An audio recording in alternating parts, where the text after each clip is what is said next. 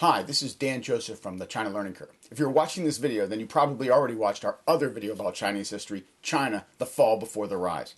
What a chaotic and tragic couple of centuries China endured. Drug trafficking, foreign intrusions, rebellions, the collapse of the government, the splintering of the country, foreign invasion, war and more war, famine, and finally, the collapse of society itself. I don't think there's another country on earth whose recent history can match China's for tragedy and suffering. This video builds on that one by explaining a few lessons that can be gleaned from China's history, lessons that can help us better understand China today. Let's start with how beaten down and broken China was. Democracy had failed. For decades, there wasn't really much of a government. Communism had radically restructured society and then broke it apart via the Cultural Revolution. China was extremely poor and completely uneducated. Now, China receives a lot of criticism, and that's fine. China is far from perfect.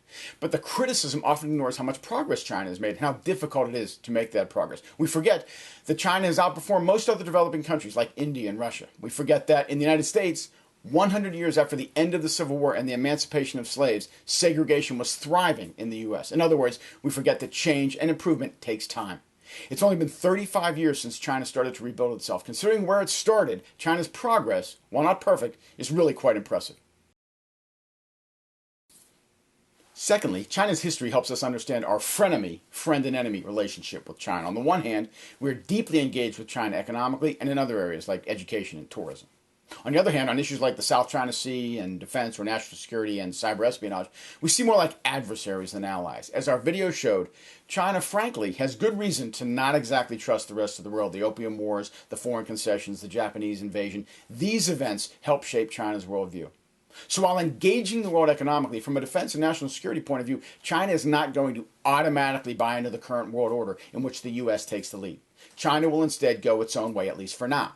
Now, foreign relations with China will likely get easier as China continues to integrate with the world, but it will take time. Next, let's consider the issue of what we call China Inc. Notice how when the Qing dynasty fell, China splintered into regions governed by warlords. And this is a small example of the fact that China is a diverse country with factions that often pull in many directions. From the outside, particularly because China has a one-party government, there's a tendency to think that China operates in a highly unified manner, that everyone is on the same page, so to speak, with the government directing everything. Actually, nothing could be further from the truth. Regardless of the type of government, every society has many factions, many voices, many centers of authority that sometimes try to go their own way. That is certainly true in China. Not that China is about to break apart, that is highly unlikely. But China is not a monolithic society with everyone marching to the same drummer. And China's history reminds us of this point. Lastly, is the issue of stability. We tend to take stability for granted in the U.S. Regardless of what happens in the world, our society, though not without problems, tends to remain fairly stable.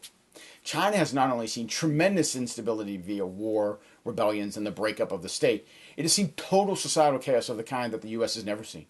We might not always agree with the actions China takes in the name of stability, but in the light of China's history, perhaps China's concerns about stability are more concrete than we might otherwise think. I could continue with other important aspects of Chinese history, but that'll do for now. We hope you have enjoyed our videos on Chinese history. Please visit our website for more such material and be on the lookout for other videos that will help you climb the China learning curve. Thanks for watching.